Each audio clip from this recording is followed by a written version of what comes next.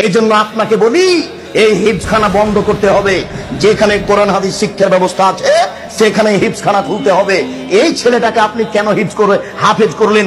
এর বয়স হচ্ছে 16 বছর, মাথায় একটা উঁচু টুপি দিয়েছে, তার উপর একটা রুমাল দিয়ে মানুষের বাড়িতে মিলাদ করে বেড়াচ্ছে, কোরআন মাজিদ পড়ছে আর ভালো কিছু খাবার দিচ্ছে, 200 টাকা পকেটে দিয়েছে, একবারে খুশি হয়ে গেছে, চিৎকার করে আমার বাপের নামে দোয়া করে চলে আসলো।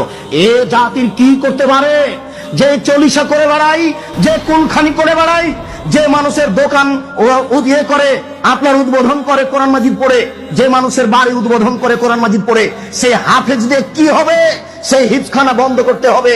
এই সামাজিক জাহেলিয়াত, এই ধর্মীয় জাহেলিয়াতের জন্য এই 3 নম্বর শ্রেণীর ছেলে দেওয়া হবে না। একেবারে বলিষ্ঠ কণ্ঠের, একেবারে নির্ভীক সেনা, যার অন্তরে কোনো ভয় ভীতি থাকবে না, যার বিদ্যের সামনে পৃথিবীর কোনো বিদ্যা টিকবে না। জাকির নায়কের মতো পৃথিবীর কোন বিদ্যা তার সামনে টিকবে না, এবং নির্ভীক সেনা হবে। আমি মুসলিম চির রণবীর, মরণকে করি না ভয়, মরলে শহীদ বাঁচলে গাজী।